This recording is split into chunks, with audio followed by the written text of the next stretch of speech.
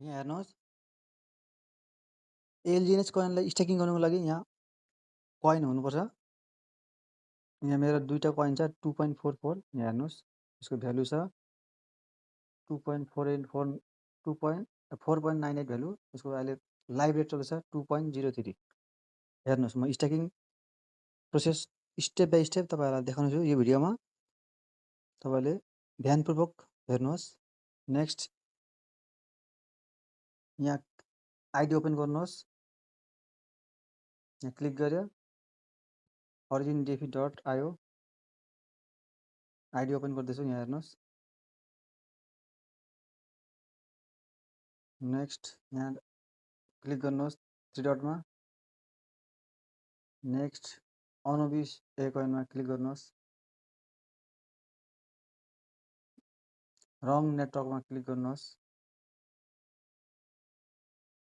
यहाँ हेर्नुहोस् अनुबिसमा क्लिक गर्नुहोस्। क्लिक गरे कनेक्ट वालेट यहाँ हेर्नुहोस्। अब 9 डटमा क्लिक गर्नुहोस् माथि। नेक्स्ट यहाँ हेर्नुहोस् फ्लेक्सिबल स्टेक लेखेको छ यहाँ क्लिक गर्नुहोस्। माथि सार्नुहोस्। यहाँ हेर्नुहोस्। यहाँ हेर्नुहोस् वालेट ब्यालेन्स यहाँ देखाउँदैछ 2.44। तपाईँ यहाँ एउटा कोइनबाट पनि तपाईँले यो स्टार्ट गर्नु सक्नुहुन्छ स्टेकिङ। यो जस्ट मैले एक्जाम्पलको लागि यो देखाउँदैछु एजुकेसन पर्पजको लागि भिडियो। यहाँ हेर्नुहोस् मेरो वालेटमा 2.44 छ। अब यहाँ हेर्नुहोस् स्टेक छ र रिडिम छ। यहाँ हेर्नुहोस् रिडिम भनेको चाहिँ विथड्रल र स्टेकमा क्लिक गर्नुहोस्। यहाँ हेर्नुहोस् स्टेकमा क्लिक गर्यो। यहाँ हेर्नुहोस् अब म्याक्समा क्लिक गर्नु या तपाईँको इच्छा कति गर्नुहुन्छ। म सबै गर्छु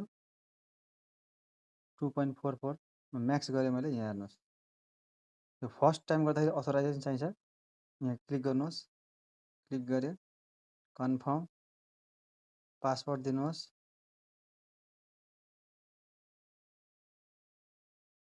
पासवर्ड दिनुहोस्। यहाँ हेर्नुहोस् अब स्टेकमा क्लिक गर्नुहोस्। स्टेकमा क्लिक गर्यो कन्फर्म पासवर्ड दिनुहोस्।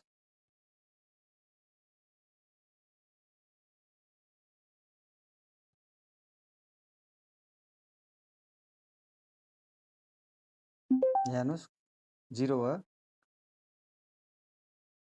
यहाँ हेर्नुहोस् इन्स्ट्यान्ट स्टेक पनि यहाँ भन्छ 2.44 वालेट ब्यालेन्स 0 भयो। कम्प्लिट भयो स्टेकिङ प्रोसेस। यहाँ हेर्नुहोस्